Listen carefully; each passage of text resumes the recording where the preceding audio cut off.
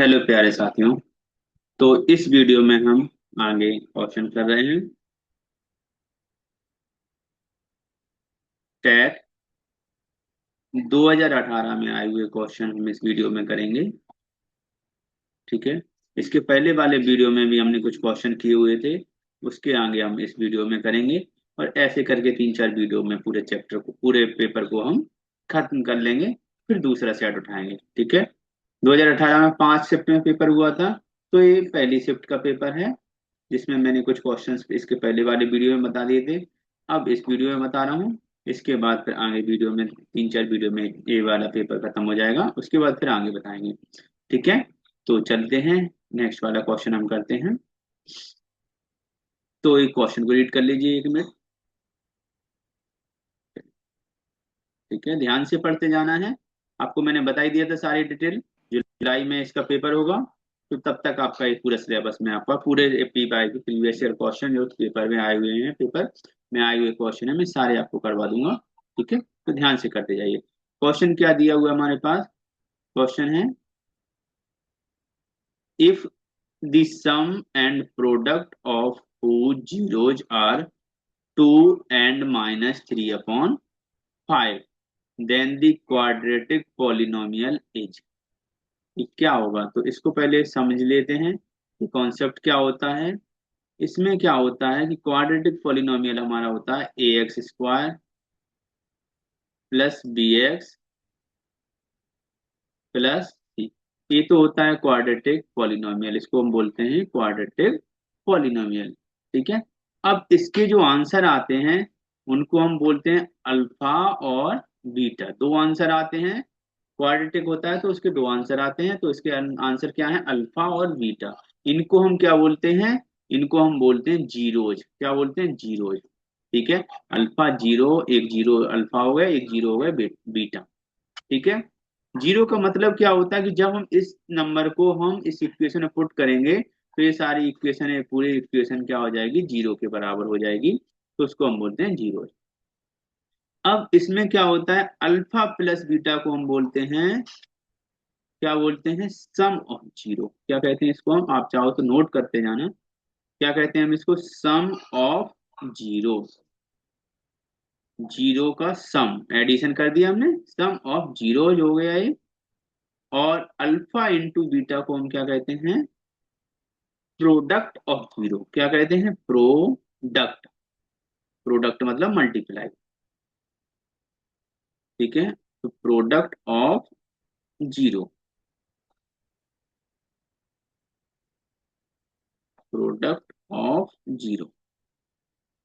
ठीक है, ये मैंने लिख दिया। अब हमें निकालना है क्या है? इसको हमें निकालना है क्वाड्रेटिक पॉलिनोमियल, मतलब इसकी इक्वेशन निकालनी है। तो इक्वेशन निकालने का बहुत ही आसान सा फॉर्मूला होता है, मैं आपको बता रहा हूँ यहाँ पे। इक्वेशन निकालने का फॉर्मूला क्या होता है? आपको लिखना है यहाँ पे x², x², फिर माइनस लगाना है। यहाँ पे आपको ब्रैकेट लगाना है, उसके बाद लिखना है आपको अल्फा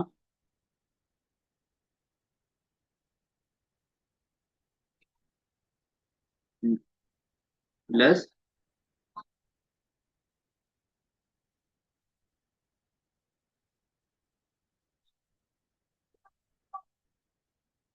कभी कभी थोड़ा सा पेन रुक जाता है इसका भी,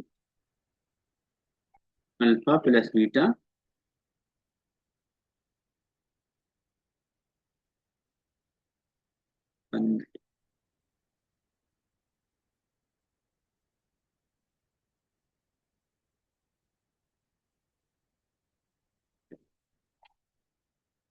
तो फॉर्मूला मैं यहाँ पे लिख देता हूँ।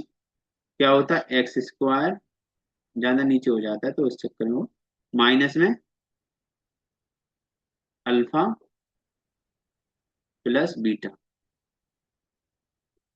और मल्टीप्लाई में एक्स, और प्लस में अल्फा इंटू बीटा बराबर में जीरो। ठीक है, ये इसका फॉर्मूला होता है। तो अब आप यहाँ पर देखेंगे, आपको क्या करना है?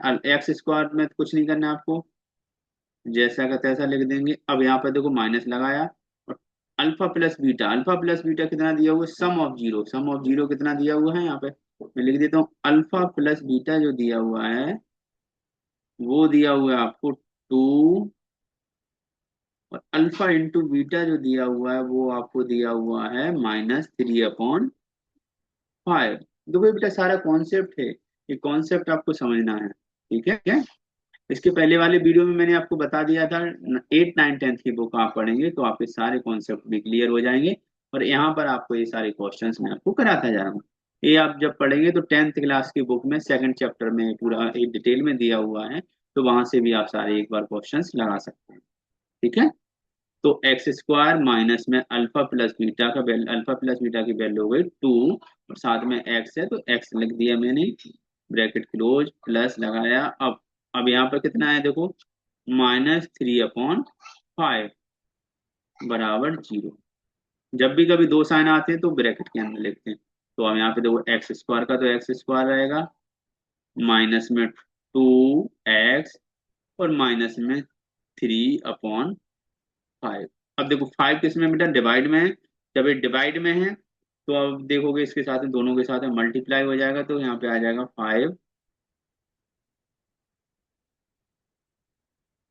5x स्क्वायर, और 5 2 × 10x, और -3।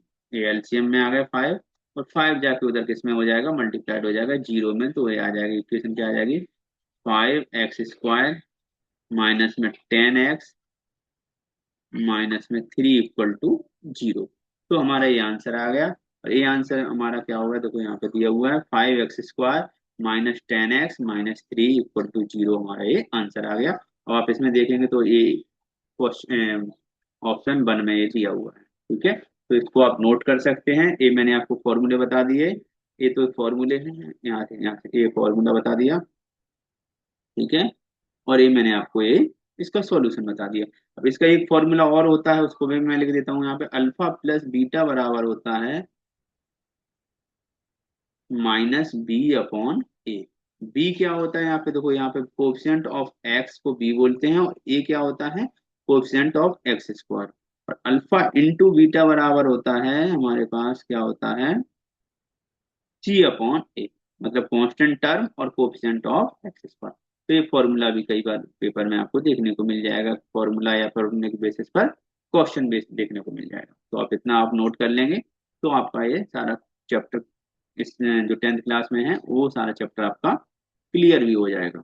बस इतना ही सा रहता है इसमें, बस जो मैंने फॉर्मूले लिखा है इतना ही सा रहता है। ये वाला, ये वाला तो वैल्यू क्वेश्चन की है, ठीक है? इसको छोड़ के बकाया इसको नोट कर सकते हो, और इसको इसको आप क्वेश्चन में नोट कर सकते हो, ठीक है? तो चलिए नेक्स्ट क्वेश्चन करते हैं।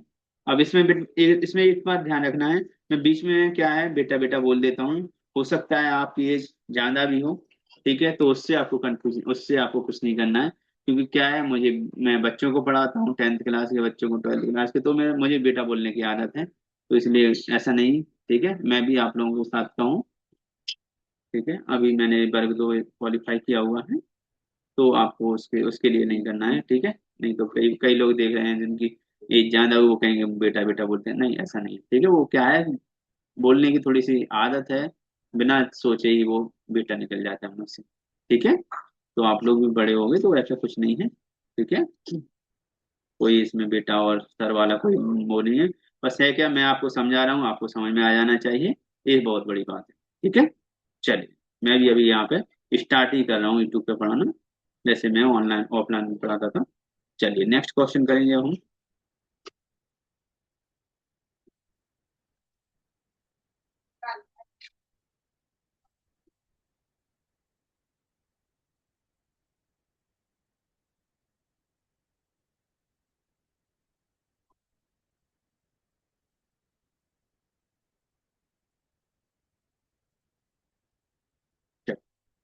नेक्स्ट क्वेश्चन आ गया हमारे पास, तो ध्यान से समझना क्या दिया हुआ है।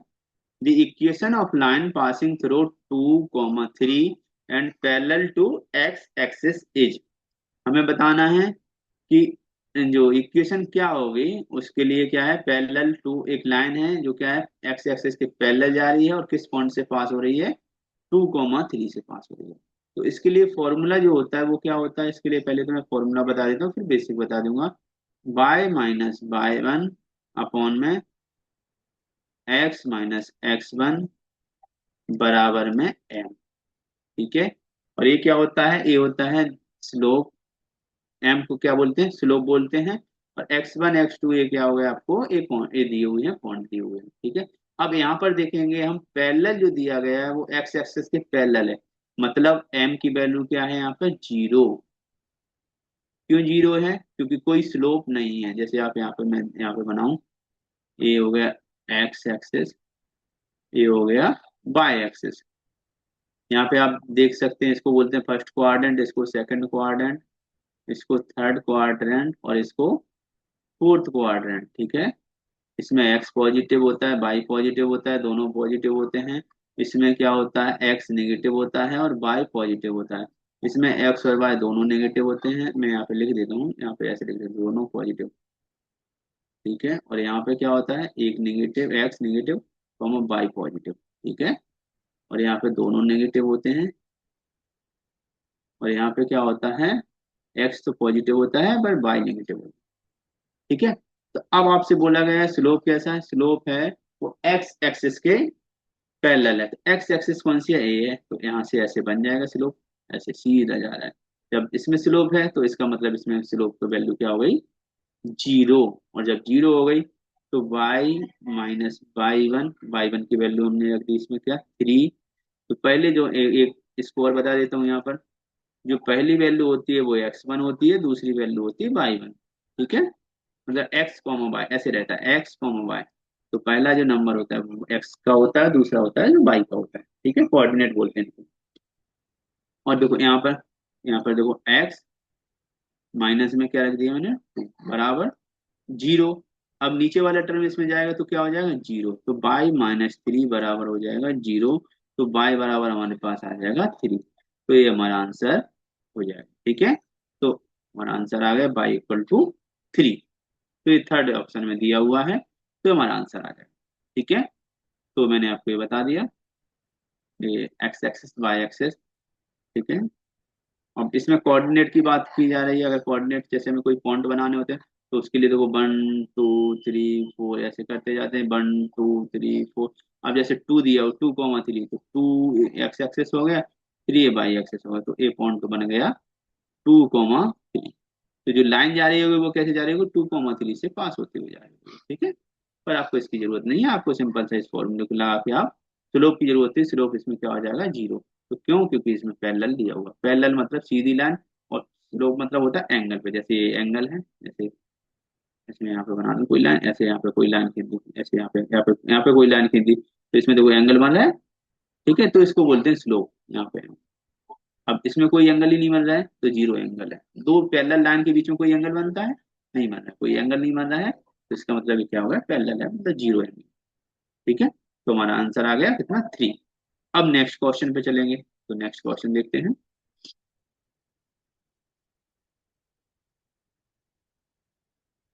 इसके पहले वाले वीडियो में मैंने इसके पहले क्वेश्चन कराए थे, तो इसमें लगभग 30-40 क्वेश्चन है। मैं सारे आपको वन बाय वन करके शीट में डालता जा रहा हूँ, और आपको बस देखना है, कुछ ज्यादा दिमाग नहीं लगाना है, आपको सारी चीजें बताता जा रहा हूँ, उसको करते जाओ, सब कुछ आपका हो जाएगा। जुलाई तक आपके पेपर, आप 100% क्वालिफाई हो जाएंगे। ठीक है। चलिए, अब देखो ये बहुत बढ़िया क्वेश्चन है। ये डायरेक्ट बुक का उठा के दे दें, नहीं ये वाला नहीं, इसके आगे वाला है। चलिए, ये तो बढ़िया क्वेश्चन है, इसको मैं बताता हूँ। ठीक है। बस सिंपल सा कॉन्सेप्ट है, क्या दिया है, if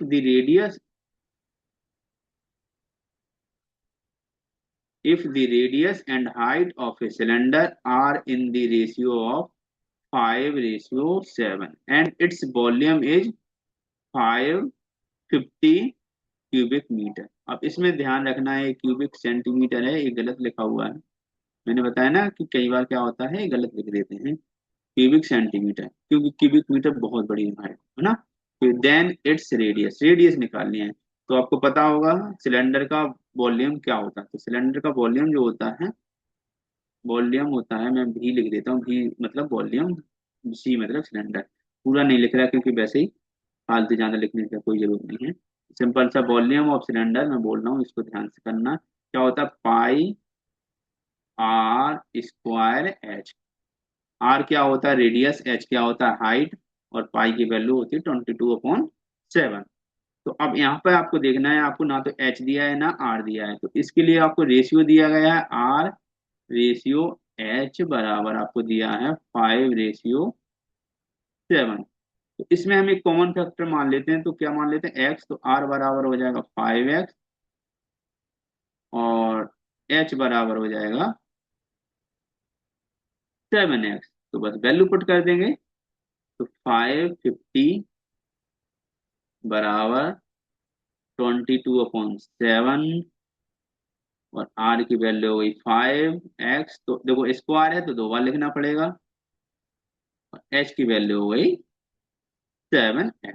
ठीक है, तो देखो 7 से 7 कट गया, अब क्या बचा 5, तो 5 से मैंने यहाँ से काट दिया, 5 से इसको काट देंगे तो 5 1 और 1 0, क्योंकि 5 बन जा 5, 5 बन जा 5 0 आ गया। अब हमारे पास क्या बचा 22 बचा, और क्या बचा 5 बचा। तो अगर मैं डायरेक्ट काट सकता हूँ तो डायरेक्ट भी कट जाएगा, लेकिन डायरेक्ट नहीं काट रहा हूँ मैं, थोड़ा सा और देखो, अब यहाँ से एक्स एक्स एक्स एक्स की पावर कितनी हो गई 3 हो गई है, यहाँ पे एक्स की पावर 3 हो गई है। अब यहाँ पर देखना है, देखो 22 बच गया हमारे पास, 5 बच गया, तो मैं इन दोनों को डिवाइड में ले जा रहा हूँ जिससे आपको इजी पड़ जाए। ठीक है, अब 5 से काट दिया, 5 2 जा 10, 5 2 जा 10, तो ये कट गया, कितना बचा 22, 22 से 22 काट दिया, कितना बचा एक्स की पावर 3 बराबर हमारे पास आ गया 1। ठीक है, तो एक्स की देखो 1 का क्यूब करेंगे, 1 का स्क्वायर रूट करेंगे, क्यूब रूट करेंगे तो वही आता है नंबर सेम। तो क्या आ गया एक्स बराबर 1, लेकिन हमारा एक्स बराबर 1 नहीं है, हमारा क्या आंसर क्या होगा, यहाँ से हमें एक्स में 5 का मल्टीप्लाइड करना पड़ेगा, आर निकालना है हमें रेडियस, तो आर बराबर हो जाएगा 5 × 1, तो हमारे पास आ जाएगा आर इक्वल टू 5 सेंटीमीटर, ये हमारा आंसर है। ठीक है, तो एक्स इक्वल टू 5 सेंटीमीटर हमारा आंसर आ गया। तो ध्यान से देखना है, बस इजी तरीके से आपको सॉल्व करना है। अगर आपसे हाइट पूछी जाती तो हाइट के लिए आप क्या कर देते, इसमें 7 का मल्टीप्लाइड कर देते, तो एच बराबर कितना आ जाता 7 सेंटीमीटर। ये फॉर्मूला आपको याद होना चाहिए, पाई आर स्क्वायर एच किसका होता है सिलेंडर का होता है, और कोन का मैं बता देता हूँ, कोन का भी होता है वॉल्यूम ऑफ कोन। ठीक है, कोन के लिए क्या होता है, ऐसा ही सेम फॉर्मूला है, इसलिए मैं बता देता हूँ, pi r square h 1/3 pi r square h, ये होता है कोन का। इसमें 1/3 हो जाता है, क्यों, क्योंकि कोन कैसा बनता है, कोन बनता है ऐसा, इस तरह का बनता है कोन। ठीक है, ए में ऐसे बनाया ए, और ए क्या होता है सिलेंडर, कैसा बनता है, ए बनता है सिलेंडर। ठीक है, ये हो गया कोन, ये हो गया सिलेंडर। ठीक है, तो इसका होता है पाई आर स्क्वायर एच, और इसका क्या हो गया 1/3 पाई आर स्क्वायर एच। आप देख रहे हो दोनों सेम लग रहे होंगे, बस 3 का अंतर है 1/3 का। तो आप ऐसे ध्यान रख सकते हो, क्योंकि इसका ये वाला पार्ट कट जाता है। ठीक है, ये वाला पार्ट जो होगा वो वाला कट गया, ये वाला पार्ट, तो इसलिए 1/3 आ गया। ठीक है, तो ये वाला क्वेश्चन मैंने करा दिया, अब नेक्स्ट क्वेश्चन पे चलते हैं। ठीक है, तो आप रेगुलर देखें इसको, मैं रेगुलर इसकी वीडियो डालता जाऊंगा। ठीक है, और अपने दोस्तों को भी बताएं।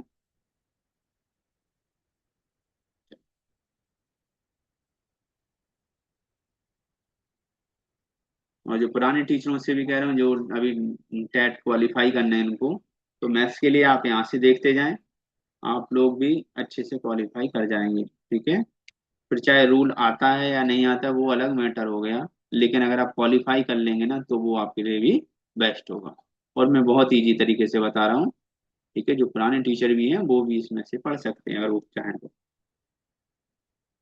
चलिए नेक्स्ट क्वेश्चन आ गया हमारे पास, इसको रीड कर लीजिए तब तक।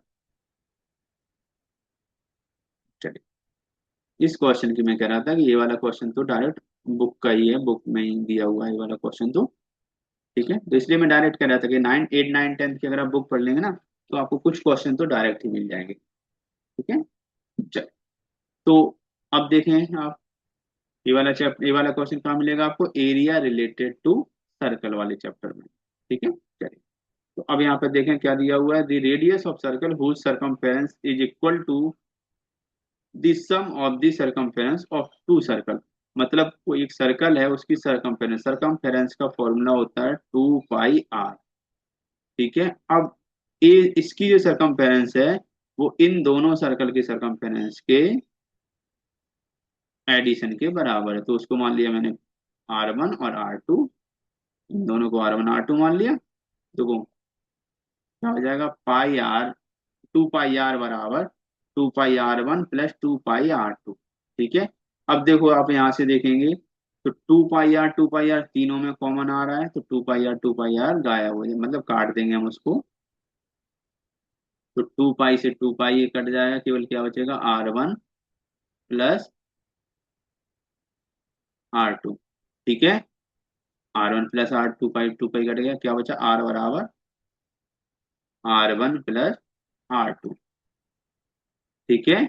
और R1 कितना होगा, अब यहाँ पर देखें आप, ये क्या दिया है आपको, डाईमीटर दिए हैं। डाईमीटर क्या, डाईमीटर दिए, डाईमीटर मतलब क्या होगा, R बराबर होता है डाईमीटर का आधा।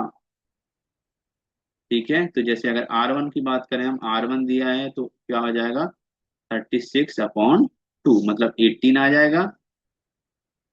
और ऐसे ही क्या होगा, R2 कितना हो जाएगा, 20 दिया हुआ है, तो इसके लिए क्या आ जाएगा हमारे पास, 2 से क्या हो जाएगा, 10 बचेगा।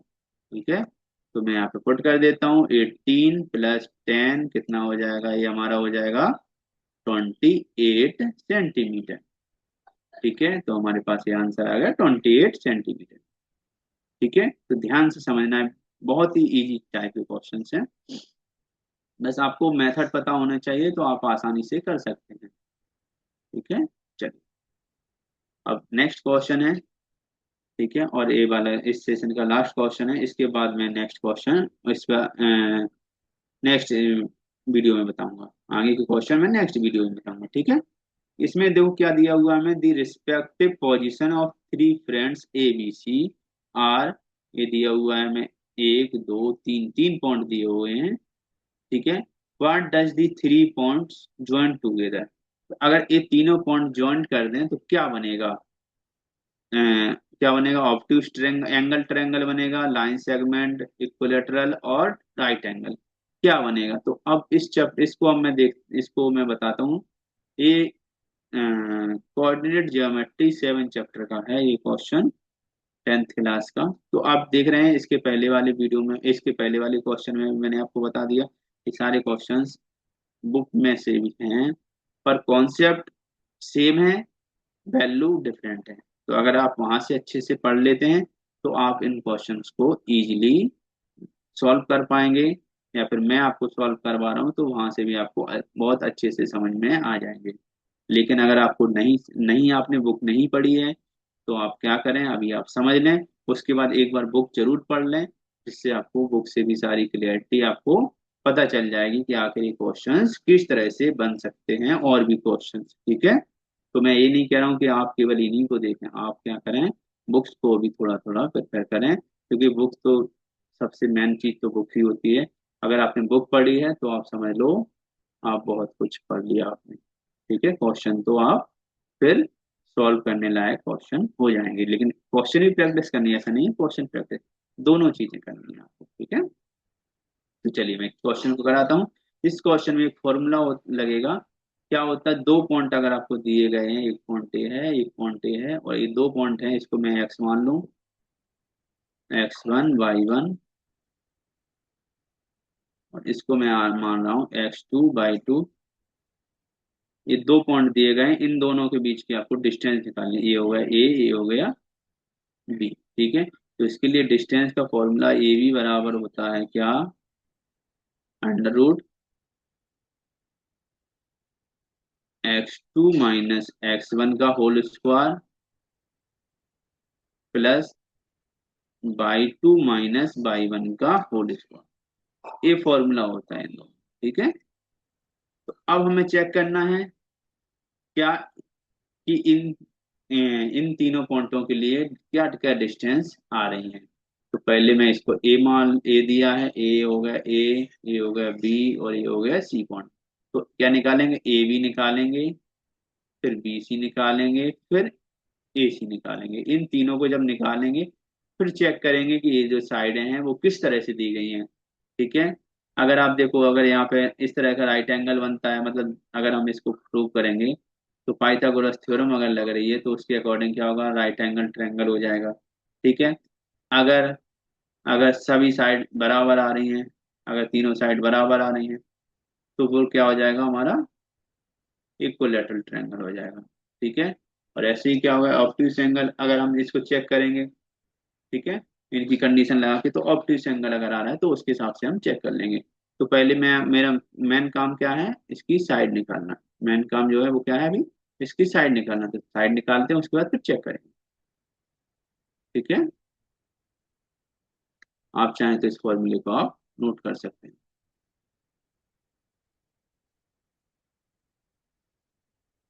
ठीक है।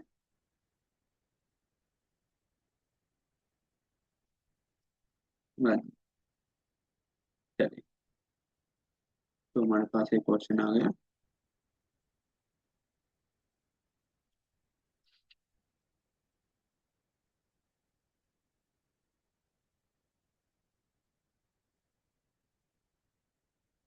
चलिए, तो अब क्या करेंगे, हम पहले ए बी निकालेंगे। ए बी के लिए क्या होगा, मैं थोड़ा शॉर्ट में करूंगा, फॉर्मूला बार बार नहीं लिख रहा हूँ। देखो यहाँ से, देखो अब क्या होगा, x2 - x1, तो x1 ए हो जाएगा, y1 ए हो जाएगा। ठीक है। और x2 हो जाएगा क्या, ए हो जाएगा x2, और ए हो जाएगा y2। ठीक है। ये सारी चीजें बार बार लिखने की जरूरत नहीं है। तो अब क्या करेंगे, इसमें से 6 में से हम 3 को घटाएंगे, कितना बचेगा, 3। तो 3 का स्क्वायर क्या हो जाएगा, यहाँ पे लिख देता हूँ। फिर 5 में से 2 को माइनस करना पड़ेगा, ये 5 है, 5 में से 2 को माइनस करना है। मतलब पहले वाले में से पहले वाले को, बाद वाले में से बाद वाले को माइनस करना पड़ेगा इसमें से। तो मैं डायरेक्ट माइनस करके लिख रहा था, तो इसमें क्या हो जाएगा, 3 हो जाएगा, और यहाँ पे स्क्वायर हो जाएगा, और ये हो जाएगा, हट जाएगा ये वाला नंबर। ठीक है। तो दो, 3 3 जा 9, और 3 3 जा 9, तो 9 + 9 आ जाएगा। और 9 + 9 कितना होता है, 18। जब इसके हम फैक्टर बनाएंगे तो क्या हो जाएगा, 3√2 आ जाएगा बाहर। 3 बाहर आ जाएगा, √2 अंदर रह जाएगा। क्यों, क्योंकि 3 में क्या होगा, जब पेयर बन जाते हैं तो वो नंबर बाहर आ जाता है। अब बीसी निकालना है। देखो बीसी के लिए क्या होगा, वही सेम कंडीशन, फॉर्मूला सेम लगेगा। क्या लगेगा, बस इसमें क्या हो जाएगा, बी और सी वाले टर्म आ जाएंगे। क्या आ जाएंगे,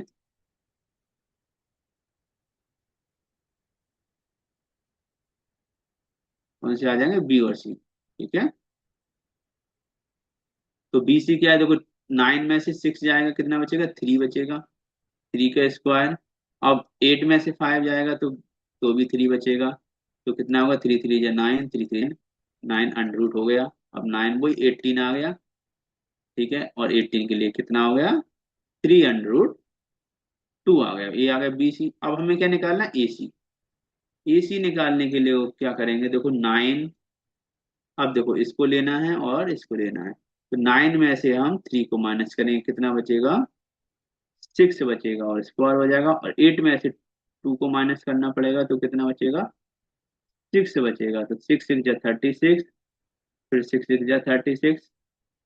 ठीक है। और 36 कितना हो गया, 72। ठीक है, 72। अब अगर आप इसको देखें, इसके फैक्टर बनाएंगे, तो फैक्टर मैं यहाँ पे बना देता हूँ। फैक्टर बनेंगे, कितने बनेंगे, तो 72।